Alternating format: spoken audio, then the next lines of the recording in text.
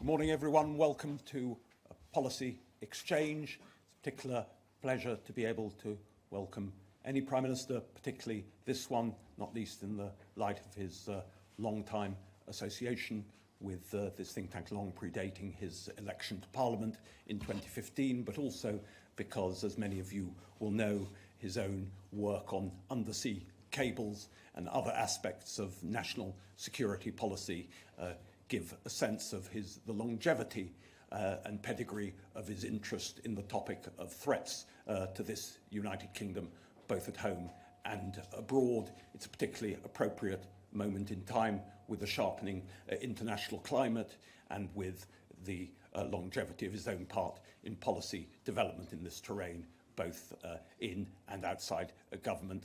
I know that he will be also delighted to answer questions afterwards, which he will be chairing himself. So please join me in welcoming the Prime Minister.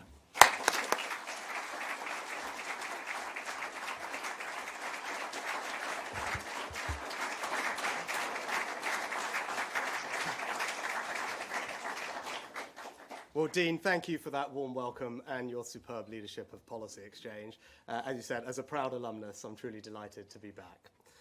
Now, at some point in the second half of this year, we will all go to the polls and make a choice. Not just about Conservatives versus Labour or Sunak versus Starmer. It will be a choice between the future and the past. Now, I remain confident that my party can prevail, not because of our record alone, but because we will be the only party really talking about the future. And not with vague, lofty platitudes, but with bold ideas and a clear plan that can change our society for the better and restore people's confidence and pride in our country. Now, I feel a profound sense of urgency because more will change in the next 5 years than in the last 30. I'm convinced that the next few years will be some of the most dangerous, yet the most transformational that our country has ever known. So the question we face today is this: who has the clear plan and bold ideas to deliver a secure future for you and your family? The dangers that threaten our country are real. They're increasing in number. An axis of authoritarian states like Russia, Iran, North Korea and China is working together to undermine us and our values. War has returned to Europe, with our NATO allies warning that if Putin succeeds in Ukraine, they might be next. War rages too in the Middle East, as Israel defends itself, not only against the terrorists of Hamas, but a barrage of missiles fired for the first time directly from Iran. Right now in Africa, conflicts are being fought in 18 different countries. And Putin's recklessness has taken us closer to a dangerous nuclear escalation than at any point since the Cuban Missile Crisis. Now, these are not faraway problems. Iranian proxies are firing on British ships in the Red Sea, disrupting goods destined for our high street. Here at home, China has conducted cyber targeting of our democratically elected MPs. Russia has poisoned people with chemical weapons. And when Putin cut off the gas supplies, it had a devastating impact on people's lives and threatened our energy security. And in this world of greater conflict and danger, 100 million people are now displaced globally. Countries like Russia are weaponizing immigration for their own ends, and criminal gangs keep finding new routes to across European borders. Illegal migration is placing an intolerable strain on our security and our sense of fairness. And unless we act now and act boldly, this problem is only going to grow. Extremists are also exploiting these global conflicts to divide us. People are abusing our liberal democratic values, the freedom of speech, right to protest, to intimidate, threaten, and assault others, to sing anti-Semitic chants on our streets and our university campuses, and to weaponize the evils of anti-Semitism or anti-Muslim hatred in a divisive, ideological attempt to set Britain against Britain. And from gender activists hijacking children's sex education to cancel culture, vocal and aggressive fringe groups are trying to impose their views on the rest of us. They're trying to make it morally unacceptable to believe something different and undermine people's confidence and pride in our own history and identity. Scottish nationalists are even trying to tear our United Kingdom apart. But for all the dangers ahead, few are felt more acutely than people's sense of financial insecurity. We've been pounded by a series of once-in-a-generation shocks, the worst international financial crisis since the Great Depression in the 1930s, the first global pandemic since the Spanish flu in 1918, the biggest energy shock since the 1970s. Global forces, yet they are hitting our living standards here at home. We must be prepared strategically, economically, with robust plans and greater national resilience to meet this time of instability with strength. And people's sense of insecurity is only heightened by the fears about new technologies like AI. When the IMF says 40% of jobs could be affected, or hundreds of leading experts say the risk could be on a par with pandemics or nuclear war, and when children are exposed to bullying, sexualized content, or even self-harm online, people want to know that they've got someone in charge who understands these dangers, because only if you understand what is happening can you be trusted to keep us safe. But the paradox of our age is that for all the profound dangers that we face right now, we also hold in our hands an opportunity for human progress that could surpass the Industrial Revolution in speed and breadth. Technologies like AI will do for the 21st century what the steam engine and electricity did for the 19th. They'll accelerate human progress by complementing what we do, speeding up the discovery of new ideas, and by assisting almost every aspect of human life. Think of the investment they will bring, the jobs they'll create, and the increase in all our living standards that they'll deliver. Credible estimates suggest AI alone could double our productivity in the next decade, and in doing so help us create a world of less suffering, more freedom, choice, and opportunity. Just imagine every child in school with their own personalized tutor, and every teacher free to spend more time personally developing each student. New frontiers in medical diagnostics, where a single picture of your eyes can not only detect blindness, but predict other diseases like heart attacks or Parkinson's. And counterintuitive as it may seem, throughout human history, the greatest breakthroughs of science and learning have so often come at the moments of greatest danger. The first electronic digital computers were developed by British codebreakers in the Second World War. Solar technology went from powering pocket calculators to a viable commercial technology following the energy crisis of the 1970s. The fastest development and deployment of a vaccine in history came during the COVID pandemic. So it is incumbent upon us to make this a period not just of great danger, but great progress too. That's why we launched a bold plan to make science and technology our new national purpose. We're rightly proud of Britain's spirit of discovery and entrepreneurship that made us the leading country in the Industrial Revolution. But we can be just as proud, just as confident, just as optimistic about our future and our prospects to lead again in this new industrial age. And doing so will enrich our lives and create good, well-paid jobs in the growth industries of the future here at home. At the same time, new and fast-growing economic superpowers like India, Indonesia, and Nigeria are significantly reshaping the global economy. And just as this ever more interconnected world creates new dangers, it also creates new possibilities. The United Kingdom is uniquely placed to benefit. We've always been an open, trading, maritime nation, and Brexit has given the opportunity for us to trade even more. And we invent, discover, and produce new products and services that the world wants to buy. From aircraft wings in Filton, to financial services in Glasgow, to incredible cultural exports like film, music, and TV, or sports like the Premier League. Everywhere from rural Kenya to the cityscapes of South Korea, people stay up at all times of the day and night to watch their favourite British team. It's no wonder that Brexit Britain has leapt above France, Japan, and the Netherlands to become the world's fourth biggest exporter. And the more we export, the better our businesses will do, the more jobs we'll create, the more wealth we'll generate right across our country. So this is the opportunity before us. A world transformed by technological progress, huge global markets hungry for new talent, goods and services, And you can see it all around us. Two brothers from Merseyside sat around their kitchen table and built Castor, a £1 billion sportswear business, taking on global giants like Nike and Adidas. Their kit now worn by Red Bull Formula One and Bayer Leverkusen. British companies and workers right across the country are pioneering offshore wind and exporting it around the world.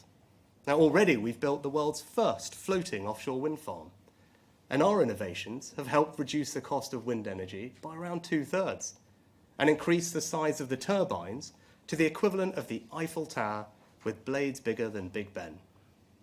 And you can see the opportunity too in healthcare, giving people longer, healthier lives. In Denmark, Novo Nordisk created the Ozempic drug, which is not only helping to tackle chronic disease globally, but single-handedly grew Denmark's entire economy last year.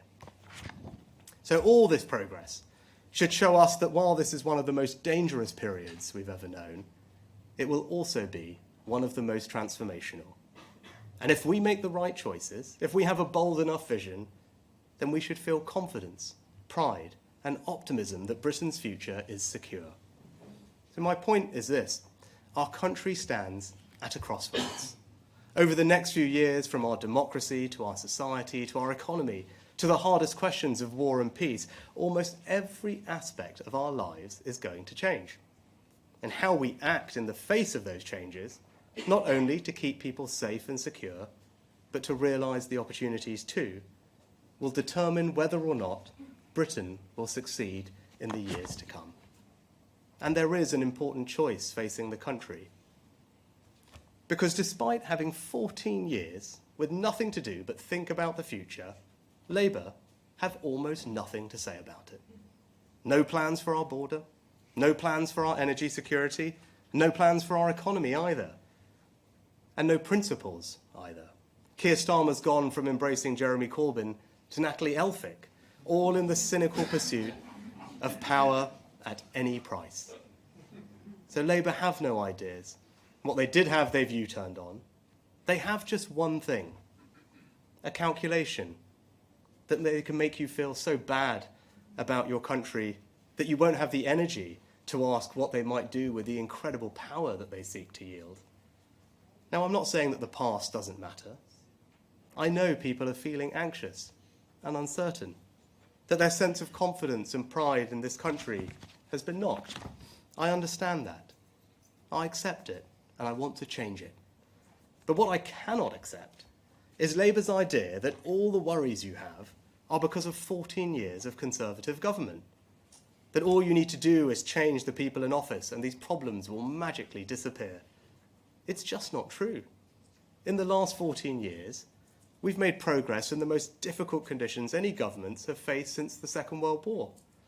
A world-leading economy.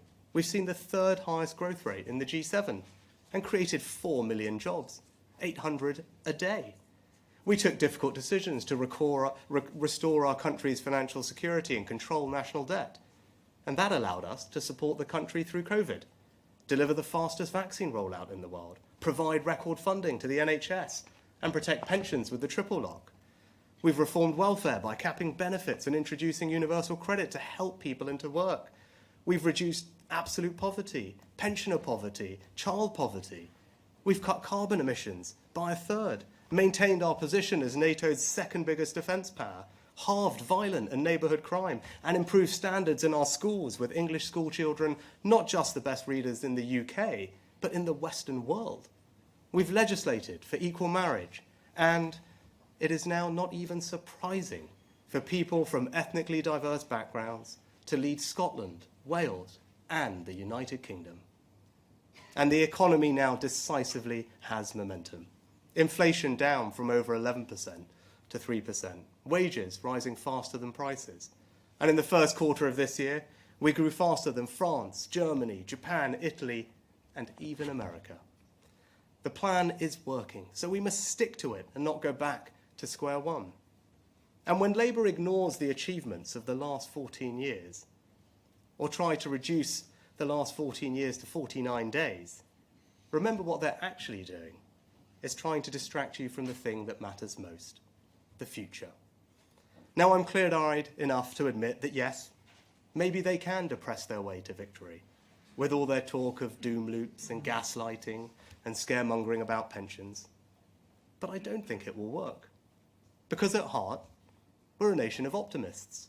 We're not blind to the challenges or threats that we face. We just have an innate belief that whatever they are, we can overcome them, as we have done so many times in our history, and create a secure future for you and your family. So let me tell you more about my vision for how I would lead this country through this time of danger and transformation. The highest priority of a Conservative government is to keep our country safe. We've proudly taken the generational decision to increase defence spending to a new baseline of 2.5% of GDP by 2030. Yet Labour have refused to match our pledge. Keir Starmer supported a former Labour leader who wanted to abolish the army and withdraw from NATO. And Labour's current deputy leader, shadow foreign secretary, and many others voted against our nuclear deterrent, the ultimate guarantor of our security. Now, Labour want to pretend that this is all history, ancient history, but it's not, and it should worry us. Because the defence of our country and our values requires seriousness of purpose, moral clarity, and the willingness to make big choices and sacrifices elsewhere to fund it. Either you believe the world is more dangerous, or you don't. Either you have the strength to lead, or you don't. And yes, the global displacement of 100 million people is a new and defining challenge of our age, but we can and will protect ourselves against illegal migration. Because only we Conservatives have the strength to challenge conventions and do something different about it. Tinkering just won't work. That's why we're pioneering the Rwanda scheme. And so when people see that if they come here illegally, they will be swiftly detained and removed, they will be deterred from making that perilous journey, stopping the boats and saving thousands of lives. Now, I know that our international frameworks are outdated, so there may be flashpoints ahead with the ECHR. And if the Strasbourg court make me choose between the ECHR and this country's security, I will choose our country's security every single time.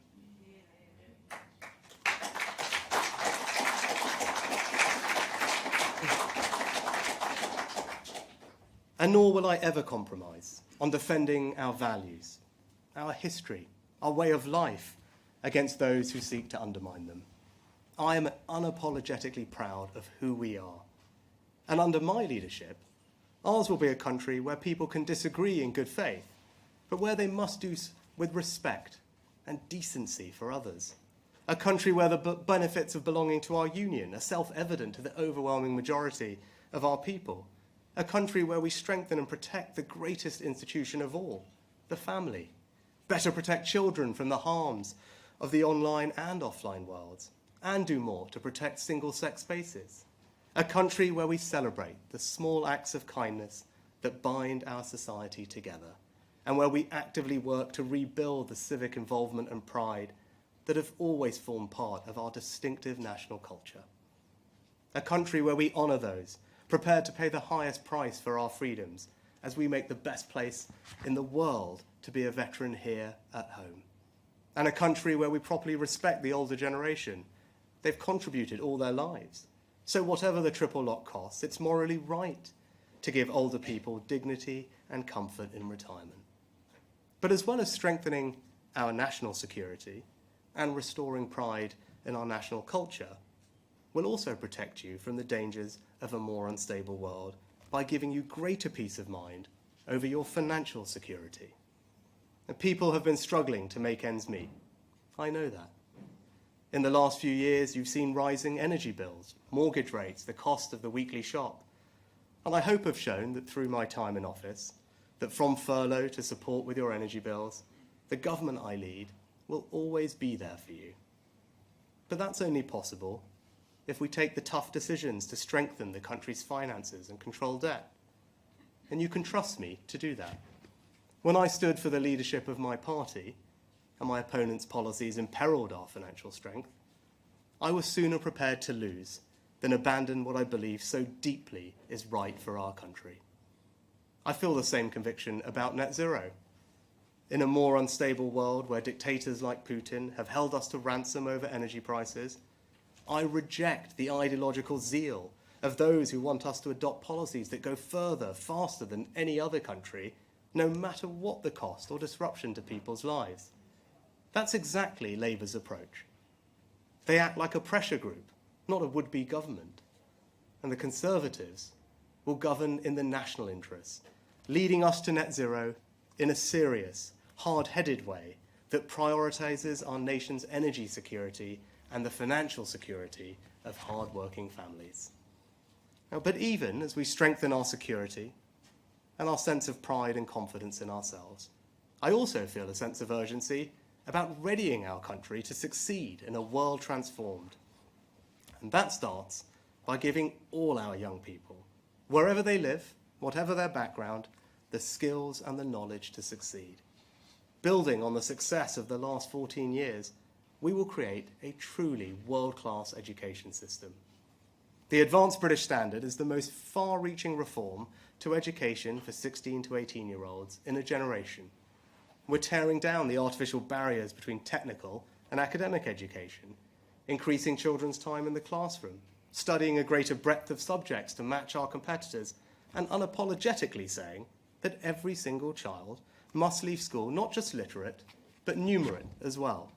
Now, I know that this will not win universal acclaim, but maths will be fundamental to our children's life chances in this new technological age.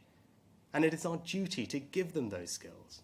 And more, we'll end rip-off degrees and massively expand the number of apprenticeships, because a degree is not the only path to success in the modern economy. And we'll make sure that everyone has the funding they need to retrain or learn new skills at any point in their lives, because in the future, education won't stop when you walk out of the school gates. But for Britain to finish first in today's world, we don't just need the skills to succeed, we need to create a dynamic, innovative economy fueled by technological progress, so we lead in the industries of the future and help you and your family become wealthier and more economically secure. And the government I lead is creating the conditions for a new British dynamism by investing in the new infrastructure of the future, not just roads, railways and buses, but gigabit broadband, research and development, computing power, by helping to create hundreds of thousands of good, secure, well-paid, highly skilled jobs that will level up opportunity right across the country. And yes, by taking the necessary decisions to build the right homes in the right places to support those jobs. But true British dynamism won't come from the state alone. It will come from you. It will come from the ingenuity and creativity of the British people, given the support, the opportunities and the rewards to have, pursue and realise big ambitions. If you have a brilliant idea, I want you to build it. If you're passionate about solving a problem, I want you to pursue it. And if you simply want to set up on your own, I want you to get out there and do it. Because you won't find the future written in a slide deck in a Whitehall Quango. You'll find it out there in our country. And so the government I lead will create the conditions for people themselves to try, to build, to invent. Yes, sometimes to fail, but more often to succeed. That's why we're cutting taxes directly on investment. It's why we're cutting taxes to encourage innovation, and it's why we're seizing the freedom and the flexibility of Brexit. Because so often the EU's default approach was top-down precautionary regulation, whereas we in the UK now have the chance to be more agile, so that rather than stifling innovation and growth, we encourage it in everything from financial services to agriculture, from healthcare to house building. And above all, we will reward hard work. Because you don't get anywhere in life without hard work. So we're making the tax system simpler, fairer and more rewarding, cutting national insurance by £900 for the average worker, alongside increasing the state pension by £900 this year. We're raising the national living wage to end low pay, and we're reforming welfare to make sure that work always pays, and our safety net is fair to those who pay for it. Not least because giving people support to get off welfare and into work gives them purpose, dignity and hope, and it is also the only sustainable way to cut legal migration. So a world-class education system, a dynamic, innovative economy, hard work valued and rewarded. That's how Britain will succeed in the future. That's how we'll grow the economy. And that's how we'll transform public services too. Imagine a welfare system where new technologies allow us to crack down on the fraudsters, exploiting the hard-working taxpayers who fund it. Imagine the huge opportunities to cut crime through technologies like live facial recognition, helping police catch wanted criminals, find missing people, spend more time on the beat. And imagine our NHS, still free at the point of use, but transformed for the future. A service staffed by tens of thousands more doctors and nurses, thanks to our long-term workforce plan. Backed by record funding made possible by years of fiscal discipline, with far greater choice over where you can receive your care, made as simple as choosing what to watch on iPlayer. And I believe there will be no more powerful example of what all the forces of British dynamism, innovation, scientific discovery, and technological progress can achieve than this: to address, finally, the fear of one word that still lurks in the back of everyone's minds, that touches almost every family in the country, and that envelops our whole world if we or a loved one hear it: cancer. Yet even here, if we are bold enough, there can be cause for new hope. We already know that we can prevent most lung cancers, the UK's leading cause of cancer deaths, by stopping smoking. That's why I took the important decision to create a smoke-free generation. And with huge breakthroughs in early diagnosis and new treatments like the mRNA vaccine for skin cancer, I believe we can be just as bold and ambitious in improving rates of cancer survival. Because if we can bring together my vision of a country transformed with our world-class education system that trains PhD oncologists and apprentice lab technicians, and our dynamic economy that attracts investors and incubates the billion-pound biotech businesses of the future, our post-Brexit regulatory freedoms to approve trials in a safe but faster way, and the scale of our NHS to help us research and trial those new drugs in a way that no other country can, then just one example of the incredible achievements this country can make would be to make a generational breakthrough against this cruel disease and fundamentally change what it will mean for our children and grandchildren to hear the word cancer. So today, I've set out my vision for how Britain can succeed in one of the most dangerous yet transformational eras we've ever known. The values that lie behind that vision are a new patriotism, a confidence in ourselves and in all that we can achieve. I refuse to accept the doomsterism and the cynical narrative of decline that my opponents hope will depress people into voting for them. And I reject those who insidiously question our history and our identity. I believe in that innate confidence in ourselves that has always run through our island story. And just as we're proud of all that we created, invented, and discovered in our past, so we can be confident and optimistic about what we will achieve in our future. My pledge to you is that I will create the conditions to make that possible, to help you fulfill your ambitions, to build the world-class education system that gives our children the skills they need to succeed no matter where they started in life, to create that dynamic, innovative economy that will give you the opportunity of a wealthier, more financially secure life for you and your family, to restore our sense of civic pride and national cohesion so that we can be secure in the knowledge that we are all on the same side. And above all, you can trust me to keep you and your family safe and secure from the threats we face at home and abroad. There are storms ahead. The dangers are all too real. But Britain can feel proud again.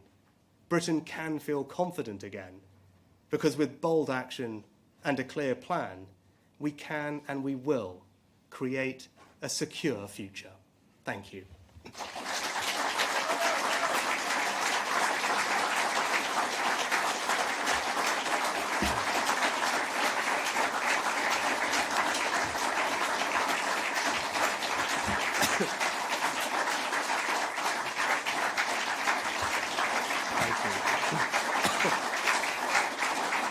Thank you.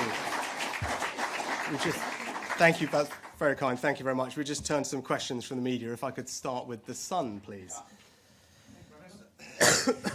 Thank you, Prime Minister. Harry Cole from The Sun. You mentioned our secure future and defence spending and security being on the ballot paper. But when the Tories took power in 2010, defence spending was running at 2.47% of GDP. In 2015, after the annexation of Crimea, that fell to 2.03%. Despite your uplift as Chancellor, it's still lower today as a percentage than when your party took office 14 years ago. And it won't hit 2.5% until a long time after the next election. So you talk of all these profound dangers, but aren't you coming to this far too late? And how can voters really believe that your security is safe in the Tories when they look at the last 14 years of spending? So, Harry, I could just completely reject the premise of what you said. When the last Conservative government came into office in 2010, the country was bankrupted. Everyone remembers the note that was left, that was no money left. And that government, my predecessors, had to make some pretty tough choices. But they decided, rightly, to prioritise defence spending. And it maintained 2% of GDP since 2010 for a decade, which was the NATO standard that actually the UK pioneered at the summit in Wales in 2014. And if you look at that last 10 years, we have remained one of the few countries in NATO to meet that 2% standard. We've remained the largest defence power in Europe and the second largest in NATO behind the US. So actually I'm applauding and I'm grateful to my predecessors, including David Cameron, for making that difficult decision. I'm not sure it's a decision that the Labour Party would have made because they're not making that decision today. And that's the question going forward, is the choice in the future. You've got a party that you've always been able to trust with defence, and you can trust them and trust me when we think about the future, because sadly we are living in the most dangerous time that we've seen since the Cold War, and I believe that the next few years will be one of the most dangerous times our country has ever lived through. An axis of authoritarian states, Iran, Russia, North Korea, China, acting in an assertive way that is threatening our values, threatening our interests abroad and at home in a more interconnected world. And what are we doing to meet that threat? We've made the generational decision to strengthen our national defence and increase defence spending to a new standard. And that's not just all on the come. When I made that announcement a few weeks ago, it was coupled with an instant increase in our defence spending of £500 million to support Ukraine, which, as everyone can see from the news today, is absolutely the right imperative, because an investment in Ukraine's security is an investment in our security. We have peace through strength. We have to restore deterrence, and that's why it's imperative that Putin fails. And the question at the election is that choice. Who can you trust to keep you safe in this more dangerous world? Well, you can trust me, you can trust the Conservatives, because we've made that decision. That requires leadership, it requires us to prioritise defence. That's not easy. There were plenty of people who said, well, you should do other things instead. I don't think that's the right thing for our country. But Keir Starmer's made it very clear that he doesn't agree with that. He doesn't agree that this is a more dangerous time that requires us to invest more in defence. Hasn't matched that pledge. This is someone who supported Jeremy Corbyn, who wanted to scrap the army and leave NATO, that you talk about. And as I said, right now, the deputy leader of the Labour Party, the shadow foreign secretary, and multiple other members voted against our nuclear deterrent. That is the ultimate guarantor of our security. So I actually think that choice is very clear, that it is a more dangerous world. Anyone who's pretending to you that it isn't being straight with the public. And the right thing to do for our country in that environment is to increase more in defence. That's the decision we've made, and I'm confident that the country will agree with it. Next, can I go to the Daily Telegraph? Thank you, Prime Minister. Ben Riley-Smith from the Daily Telegraph. You're laying out your election pitch, but you won't tell us when the election is. Can you just be categorical and say you're not going to call an election for July? So, Ben, I've been clear, I think, since right at the beginning of this year, that my working assumption is that we'll have an election in the second half of this year. Now, obviously, this question about election timing is a game that the Labour Party want to play, right? They want to make everything about process and not about substance. But I think the country deserves a more substantive debate than that. And look, when that election campaign does come, when people are considering that choice, I am happy to debate Keir Starmer as many times as he would like on that choice. I'm being very clear. I think this is the most dangerous and transformational time that our country has experienced in generations.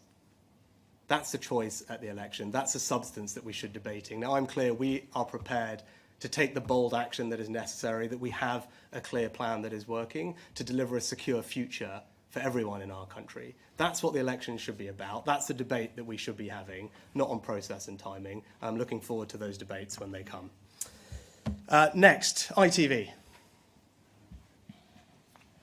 Robert Peston, ITV. Prime Minister, you talk about the importance of growth and security, but since the 2019 election, we've had economic chaos, we've had what you might call ethical chaos, we've had more turnover of ministers and prime ministers than during any government in history, we've got trauma in the health service. Why on earth shouldn't voters look at the recent past as a guide to the future under a Tory government? And just separately, a number of your Tory colleagues have said to me that it's good riddance to Natalie Elphicke. Do you agree with them? Robert, thanks. Look, on this question about the past and the future, let me be crystal clear. No, I'm not standing here pretending that everything's been perfect about the last 14 years. Of course I'm not. Right? But I am incredibly proud of our record in government. In some of the most difficult circumstances that any governments have faced since the end of the Second World War, not least starting with a country that was left in a financially bankrupt state. And I went through the list of achievements, I won't go over them all over again, but whether you look at the economy, whether you look at the transformation in our schools, whether you look at the strengthening of our defence, the welfare system, our progress on climate change, all these things, how we've progressed as a society in inclusiveness, it's a record to be proud of. Of course, there will be areas which are far from perfect, and I accept that. But you talked more recently about the last few years. Those are global shocks. The pandemic didn't just happen to the UK. The war in Ukraine had an impact on energy bills, not just in the UK. What's happening right now in the Middle East is not just something that concerns the United Kingdom. Right? The world is becoming a more dangerous place. And the question that I hope the country asks themselves at the election is about the future, because that's what's at stake. At a time that is more dangerous, is potentially more transformational than at any point that we've known in a long time, who can you trust to have the bold ideas, to have the clear plan that will deliver a secure future for you? And you talk about track record, people can judge me on my track record since I've had this job, right? Tackling a more pragmatic, hard-headed approach to net zero, ensuring that we have secured our economic recovery, as you and I were discussing last week, delivering tax cuts, making sure we're investing in the industries of the future, taking advantage of Brexit, growing our trade. These are all the things that we've done just in the last 18 months, and that brings me on to Natalie Elphicke. And look, actually, more than anything, I think it shows less about her, and it's more about Keir Starmer. And it shows him to be completely and utterly unprincipled. Right? This is someone who went from embracing Jeremy Corbyn to embracing Natalie Elphicke. It just tells you that you can't trust what the guy says, right? And if you're trying to be everything to everyone, fundamentally, you don't stand for anything. And I think that will be increasingly clear to people. And on the substantive topic about illegal migration, which Labour have been trying to talk about, I mean, they announced it, you were all there, they announced a plan last week, which, when I went through it, essentially is exactly the same plan that I announced, that you all listened to, a year ago, that we've already implemented, that's already making a difference. But they left out the most important part, which is that you've got to have a deterrent. That's the boldness that's required if you're going to deal with the insecurity that we face. Right? No amount of extra caseworkers are going to change that. Right? You've got to make it crystal clear that if you come to our country illegally, you won't be able to stay. That's what the National Crime Agency think. That's how we've solved illegal migration from Albania. Right? That's what you need. That's why the Rwanda scheme is so important. And he's been very clear, right, that he ultimately is going to grant an amnesty for illegal migrants, which just allow thousands of them to enter here and to stay here. And as Natalie Elphicke herself said in the not too distant past, Labour are an open borders, pro-immigration party that doesn't want to stop the boats. Her words, not mine. Next, can I go to the BBC? Thank you, Chris Mason, BBC News. Let's cut to the quick here, Prime Minister. Are you saying the country would be less safe under Keir Starmer? And in summary, is this the beginning of an argument from you that says, be careful what you wish for, better the devil you know?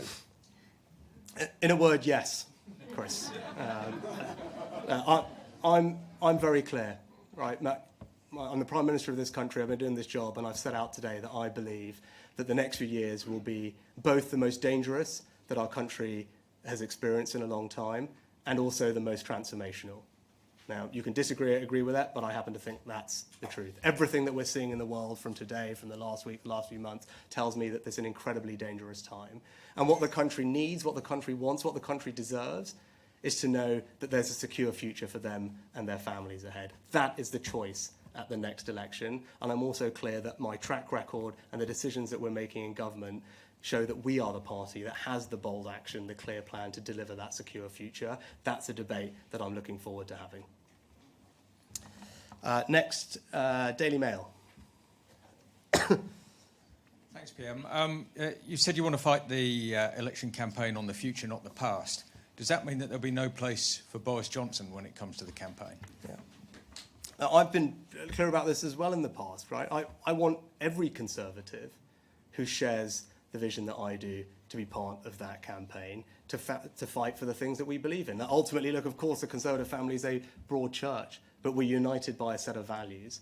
And that set of values that I talked about earlier on are founded in innate optimism about our country and what it can achieve, an intrinsic sense of pride in our history and our identity, and a knowledge that actually progress comes from people, not from the state. And that's about creating the dynamic, innovative economy I talked about, seizing the opportunities of Brexit, recapturing what we had. We led the world in the Industrial Revolution. Right? That's what we did in this country. That was the most extraordinary time of change and progress for humanity and for British people. We led that. And I see no reason why we can't lead again in the future. And that vision that I pointed out and outlined of a more secure future for families, where we can have confidence in our strength, where we're protecting people from the threats we face, when we're securing our borders, when we have a pragmatic approach to net zero that's serious, that's hard-headed, that makes sure that we give everyone in our country financial security. That is a Conservative message that I'm confident everyone can get behind. And the choice of the next election is not between this Conservative and that Conservative. The choice of the next election is between me and Keir Starmer. It's between the Conservatives and Labour. But crucially, it's about the future versus the past. And we are the only party that is talking properly about the future and has a plan to deliver a secure future for our country. Next, LBC. Hi, Natasha from LBC. Just to follow up on Chris's question. So are you saying today that you think that Keir Starmer would make this country more unsafe? And on Ukraine, it was reported over the weekend that David Cameron persuaded Donald Trump to back more funding for Ukraine on the premise he could secure a peace deal. Can you assure us that the West is not about to force Ukraine into taking a peace deal? Thank you. Yeah.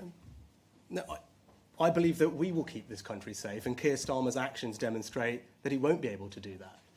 I believe this is the most dangerous time that we've faced for generations. That's why we've made the decision to increase defence spending to 2.5%. That's not an easy decision.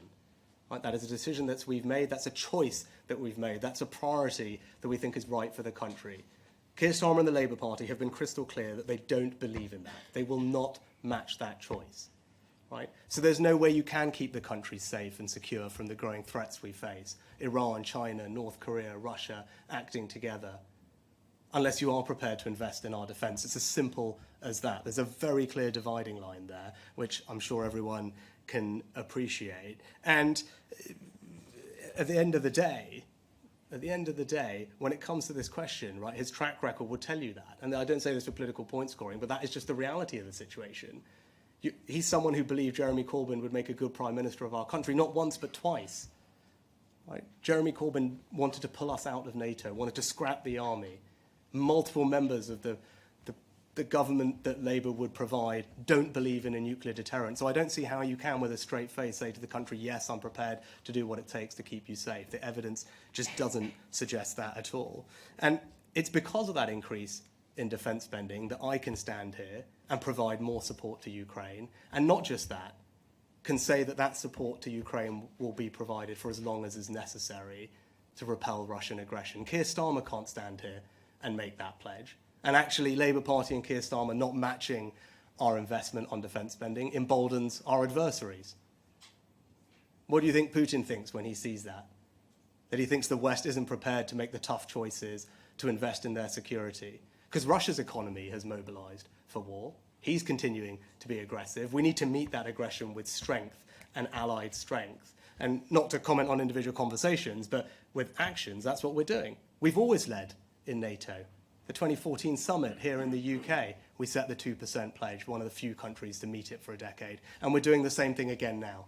A new baseline for NATO, 2.5% of GDP, that yes, other countries, I hope, over time will come to match, because an investment in our collective security is a right thing for this time. And Keir Starmer's inability to say that he will match it emboldens our adversaries and doesn't demonstrate leadership to our allies at exactly the time that that's what we need. Next, could I go to Sky?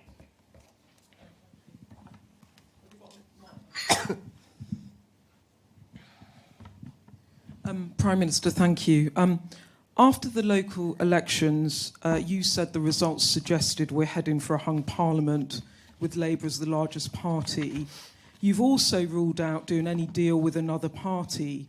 So as you outline these future threats, why have you openly admitted that you're not going to be able to stay on as Prime Minister? Thank you.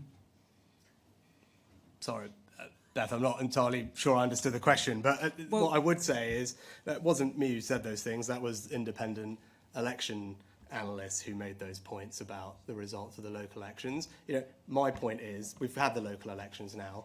The next election that our country's going to face is the general election. And the choice of that general election is clear. As I said, it's about the future versus the past. And as I've set out today, we have a clear understanding of what the future entails. The most dangerous time that we've known in a long time, but also the most transformational. And it is only us, it is only me, that have the bold ideas and the clear plan that will deliver a secure future for the country. And that's the substance of the debate that I'll be having at the next election. And then lastly, if we could just go to Channel 4. Thank you very much, Prime Minister. Can I just follow on the LBC question about what that Sunday Times article said? It had some pretty direct quotes from Donald Trump. The suggestion was that we were encouraging him to think that a standoff between Ukraine and Russia would be a useful position for him to inherit if he comes to the White House, because that way he could put a deal on the table. Are we now in favour of a deal? It sounds from those quotes as though we are. And very quickly, if I may, because you were asking the country to trust not just you, but the Conservative Party. It's only a few months since you were saying they were part of the failed consensus of the last 30 years. You're now drawing our attention to the record that people should be proud of over the last 14 years. Which is it? And do you even trust the Conservative Party? It's not that long since you thought a marauding mob of people with letters were coming after you, is it? So I haven't seen this Sunday Times article, so forgive me for that. But what I can tell you very clearly is that we have led when it comes to Ukraine, right? My predecessor, Boris Johnson, did that. I've continued that, not just in quantum, but also being the first to provide new capabilities, whether that was tanks, the decision I made, main battle tanks, long-range weapons, first to provide bilateral security assurances for the long term, first to train Ukrainian soldiers. So we have had a track record of leadership under me and my predecessors on that question, which I'm A, proud of, and everyone should be proud of it, but B, that's the right thing to do. Because if you want to strengthen this country's security, we need to re-establish deterrence. Right? An investment in Ukraine's security is an investment in our security. Our NATO allies in Eastern Europe are already worried about the prospect, or if Putin is able to succeed, that they'll be next, with all the consequences that would bring. And it's not just Putin that would be emboldened, it's our adversaries all around the world that are looking at this moment and seeing how we react to it. So in order to have security, we do need to invest more in defence. We do need to support Ukraine. That's what we've consistently done. But also it's right that we talk with our allies about that. And when it comes to the Americans, as I said a couple of weeks ago, is that, you know, whilst we are enormously grateful for the continued support and investment they put into a European security, it's not right to rely on American taxpayers to do that if we're not prepared to make sacrifices for our own security. Now, I am.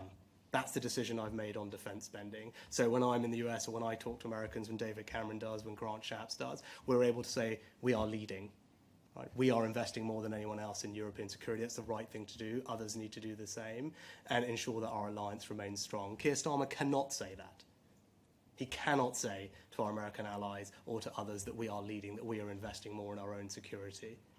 And that's a clear contrast. And look, on your last question, as I talked about it previously, I'll just end on the same point. Right? I'm not for 1 second pretending everything about the last 14 years is perfect. Of course not. right? It would be wrong to do that. I'm not doing that. But I am proud of the record. I was proud of the record when I made that speech too.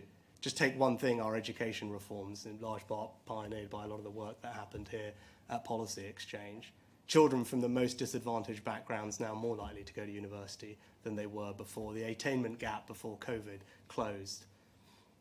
Making sure that our kids are the best readers in the Western world. And again, that didn't happen by accident.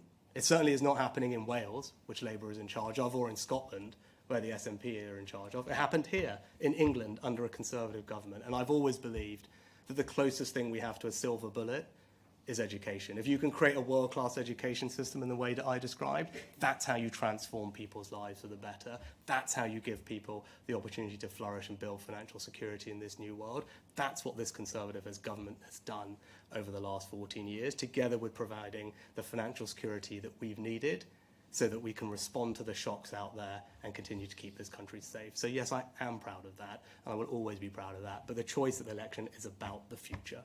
In a more dangerous time, who can you trust to keep you safe? And it is only the Conservatives that have the bold actions required, the clear plan required to keep this country safe and give our families a secure future. Thank you very much.